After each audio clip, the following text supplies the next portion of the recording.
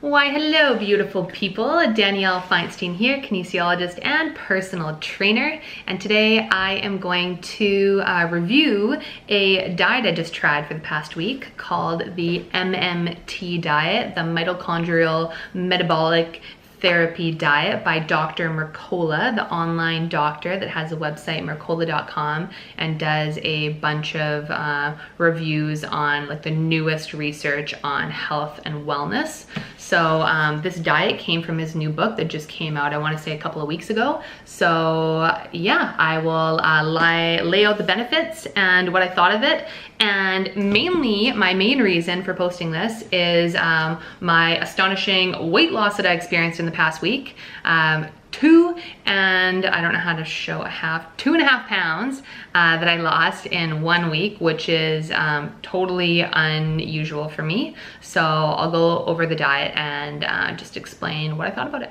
Okay, so before I talk about the diet, I just quickly want to talk about this book, Fat for Fuel by Dr. Mercola.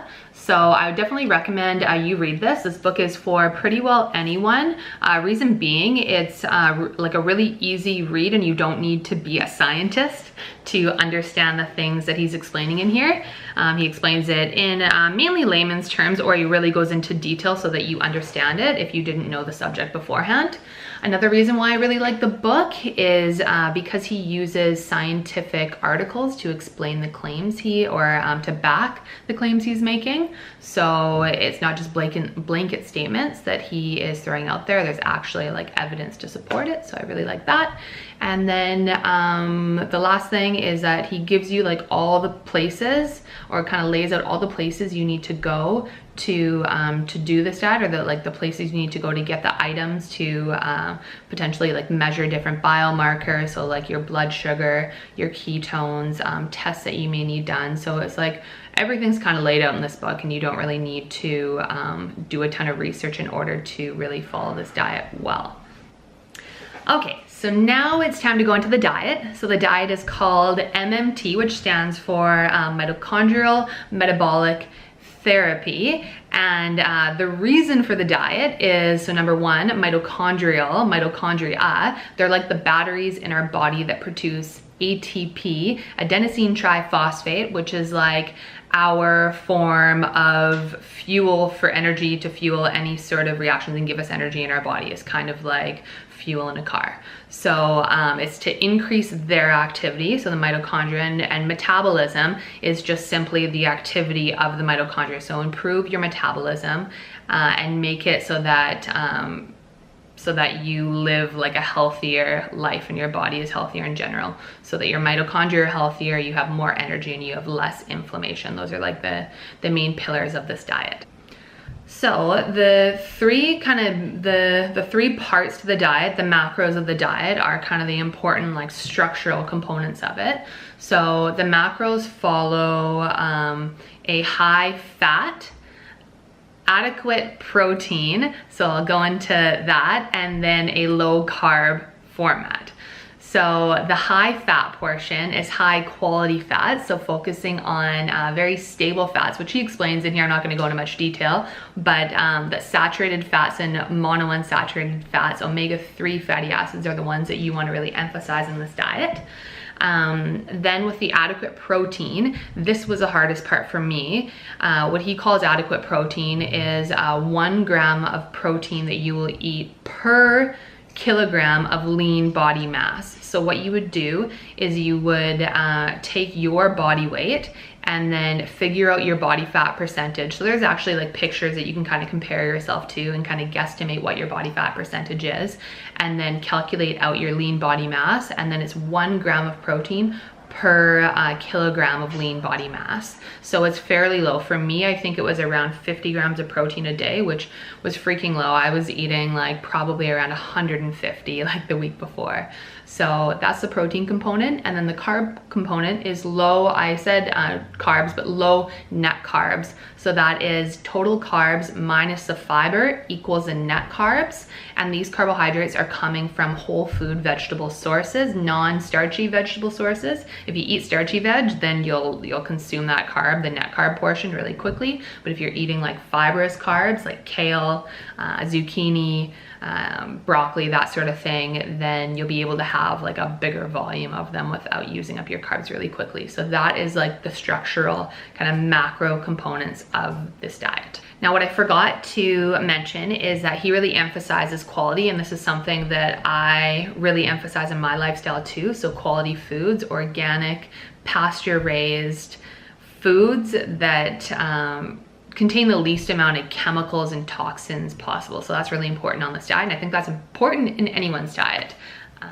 So as I mentioned earlier, the main benefits of this diet that he really speaks of in here are, one, lower inflammation. So by eating a high-fat diet, what he explains is that fat is burned more efficiently in your mitochondria, so it produces less harmful molecules called free radicals or reactive oxygen species, and then this contributes to less inflammation and less kind of breakdown and damage in your cells and in your body, in your vessels and everything. So that's the one component, is lower inflammation, lower harmful molecules in your body. And then number two is that mitochondrial function. So your mitochondria are going to work at a higher rate. They're going to turn over more. They're going to increase more. I'm rambling, but you're going to improve your mitochondrial function. He also goes into quite a bit of detail about many other diseases that can be helped by eating this type of diet, by eating quite a high fat, low carb, lower protein diet. So he goes into detail on certain diseases like diabetes, cardiovascular disease, high blood pressure, high cholesterol, even things like epilepsy, especially itises, so inflammation type diseases, osteoarthritis and rheumatoid arthritis. He goes into detail on how this sort of a diet will help reduce the symptoms or potentially cure something like that. And even cancer he goes into detail on, which is really interesting. And there are studies to back all the stuff that he's saying, and he actually lays them out in each component when he's talking about each ailment. So I really liked that. Not that I'm suffering from any of those chronic illnesses right now, but I hope not to. So my experience. So what I did is I used this program that he recommends called Chronometer. So Chronometer is a program that you can use to track your food on and track your biomarkers. So track your blood sugar, your ketones, your body weight. So I started off with that program, and it actually like sets up the macros for you on there very nicely. And you can actually try this program or actually use it for free like I did. I think I'll leave the link here, but if I can, but I think it's chronometer.com/Mercola, and you can use the program for free. And it was really helpful with tracking my my food and like getting my macronutrients on par. And I think no matter what, you should try and track your macronutrients if you're trying to do any sort of a diet, just to see kind of where you're standing. And if you can't use this Chronometer, just use MyFitnessPal. That's what I've used for the longest time, and I really like that. Also, I should mention, I did I got myself a blood sugar measurer, and I've been using it quite regular, I guess, for the past week, and it's been interesting just taking my blood sugar and seeing how it changes over the course of the day. What he really stresses in this book is how insulin affects a lot of the systems in your body, and how high insulin isn't the best for you. So this was kind of cool to see where my blood sugar was at and see how it varies, and blood sugar is kind of a window into what your insulin's doing as well. And one more thing on the blood sugar meter is that I got the blood sugar meter for free. I just looked up I think like a coupon. I got like a free coupon online. It was easy to look up, and then all you have to pay for is then like the lancets. They're pretty expensive. I think for 100 of them I paid like 80 bucks. But it's super cool. This is something that I think most of you should check out, because you may be in the really high blood sugar range, and then you might want to assess your diet, because high blood sugar, there's so much evidence that high blood sugar is really effing bad for you. So check it out. So for the past week, my macros have been about 70% fat. So a lot of freaking fat. I should preface this with, before I started this diet, I was eating fairly high fat already. The biggest change for me was the protein amount. So I like drastically reduced the protein, and the carbs were reduced a little and the fat was brought up, but I was already eating a fairly high fat, low carb, moderate protein diet. So that was kind of how it changed for me. So yeah, going on to my macros for this past week, they've been about 70% fat, 15% protein, and 15% carbs. What that breaks down into gram amount, although this really doesn't make much of a difference to you because this will be totally individual on your lean body mass and your weight and your activity levels. But for me, it was about 50 to 60 grams of protein, which is quite low. Like I could eat that easily like in like 1.5 meals if you have a big piece of chicken or some too much bacon or something, which I'm guilty of. Then the carbs were about 45 grams of net carbs, not full carbs, but net carbs. So total carbs minus the fiber. I eat a lot of greens, so it didn't seem like very little food because I was eating a lot of fibrous food, so I just subtracted that from the total carbs, which is good.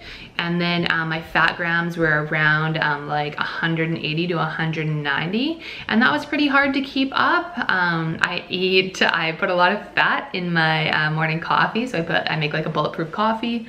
I was having lots of avocado and healthy fats, healthy like pasture-raised meat fat. So that's how I got in those fats, and those are my macros for this diet. So for the past week, I have tracked my food. I've tried to stick to those macros that I just laid out, and I've taken my blood sugar and I just kind of went about my business doing that. My caloric intake had probably gone down about 400 calories per day, but I was eating pretty high already. So I probably ate about 2,100 calories a day on this diet, which I think is fairly high for most women at least, but it was good for me. So beneficial effects or beneficial outcomes that I've seen from this 1 week diet. So I weighed myself on the first day, and then I weighed myself on the last day, or the last day of the week. And to my surprise, I was down 2.5 pounds. Now, like this is big because I've weighed myself for like the past 2 months and I've been sitting at the exact same weight. So this is like something has definitely changed. So that was really cool. Not that I really want to lose a bunch of weight, but I won't pass it up. The other really good thing that I noticed is that I had a lot more mental clarity. I could just think clear, I could speak clear, I had better recall, and that is really helpful, especially when like I'm working one-on-one with people as a personal trainer and doing my boot camp. So being on point is important.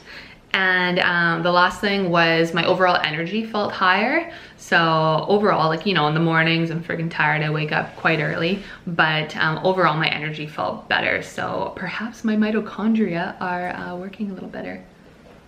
Ooh, and another thing that I really liked about the diet is that I got to eat lots of avocados. Who doesn't like that? And butter. So that was also a beneficial thing that I really liked about this. Now, for the drawbacks, so one of the, I'm gonna say the main drawback of it is the low protein. I found that really freaking challenging. I was tracking all my food and it turns out the vegetables have a lot of freaking protein when your protein is so low. And so something like kale would have like 6 grams of protein for like half a bunch or a full bunch. And so that was tough because then that would take up my protein amount, and then I didn't have room to have protein with my meals. So like for lunch, I wouldn't have let's say I wouldn't, I would have protein, but it'd be in vegetable form. I wouldn't have like meat protein for lunch. I would have it sometimes for breakfast, and then I definitely have it for dinner, but I would have like a very small amount. So like 2 ounces, and like I was used to having like around 6 ounces, sometimes more than that. So I found the protein portion really challenging. Although what I did in place of the protein is I added more fat because my fat macros had to be high. So I found that still satiated me. So like with dinner, I would put like a tablespoon of grass-fed pasture-raised butter on my veg, and that was super tasty. Or I'd make like an avocado pudding for lunch, or have like half of a baked avocado for breakfast. So I found adding in more fat helped satiate me missing my protein. So that was number one drawback, is a low protein. And then number two was some hunger pains. Throughout the day, I didn't feel much hunger. Like I would after my meals, I'd still feel hungry. But then after, like when I waited about an hour, I wasn't hungry anymore. So I think it just took a little while for me to actually feel satiated. The only time that I really noticed hunger was in the evenings. And I think this was mainly due to me reducing my snacking in the evening. So Mercola suggests not to eat 3 hours before bed. So how I kind of worked with that is I would only eat about 100 calories worth of a snack before bed. So I'd have like a fat bomb. And I'm used to having a lot more before bed. Like I probably have like a full meal's worth of calories before bed, probably like 400 to 500, which I totally changed. So that was freaking hard in the beginning, and I was quite hungry in the beginning. Now in the evenings, I'm not too hungry and my cravings have gone down, surprisingly in a week, which is really sweet. But yeah, hunger and low protein, those were what I found to be the main drawbacks. For you, one more that I'm thinking of that might be challenging is the no grain, only like whole food veg as carbs, because I think most people's diets are very grain heavy. Even if it's gluten-free grains, they're just fairly grain heavy. So that might be a hard thing for you to or take out of your diet while doing this. So I should also put in a disclaimer for those of you that should or shouldn't do the diet. So Mercola suggests that if you're an athlete, so if you're trying to put on muscle, eating super low protein is not going to be beneficial for you. I don't know how good this is for you overall anyways. Like he lays it in his book, but this is something that's very new to me, so I need to do more research on it as well to learn more about this low protein. But yeah, he says that athletes should be eating more protein, or if you're doing a gym day, what he suggests is having more protein and more carbs on your gym days. So that's kind of what I've done. I've upped my protein a little bit on gym days, but honestly, I haven't been doing a ton of exercise this past week or the past few weeks. So athletes should not do the diet, or think about changing it around, not following it like super strictly on that low protein portion. The elderly should watch out for this on the low protein, and then people that are underweight and people with certain diseases like cancer should talk to your doctor, and you should probably just follow up with your doctor anyways if you're going to change your diet. Although they might not be very stoked on talking about diet, because most conventional doctors, unfortunately, at least in my experience, aren't.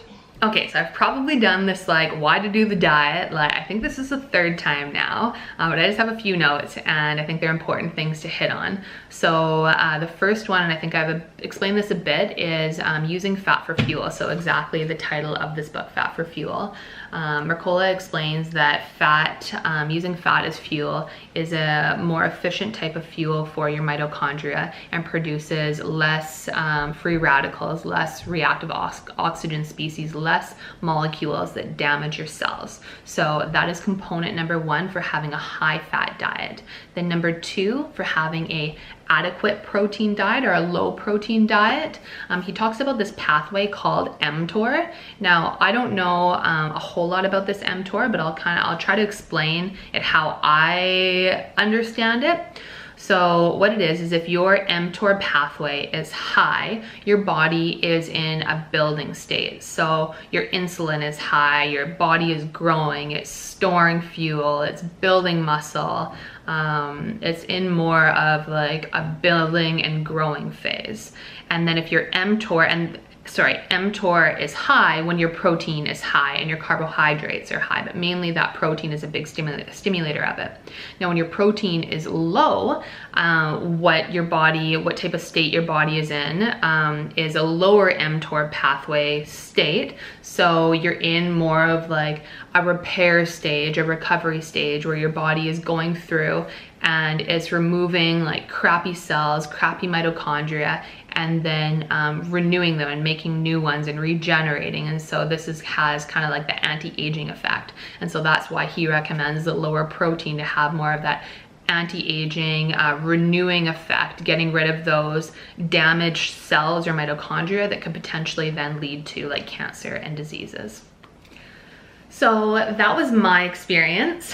I am definitely not recommending this diet for everyone, and I recommend you read the book before you actually try it. But there's a lot of good information in this book, whether you want to do the diet or not, on how to improve your health. So I totally recommend reading it. If you would like to read it and you know me, hit me up, and first person to hit me up can borrow my book.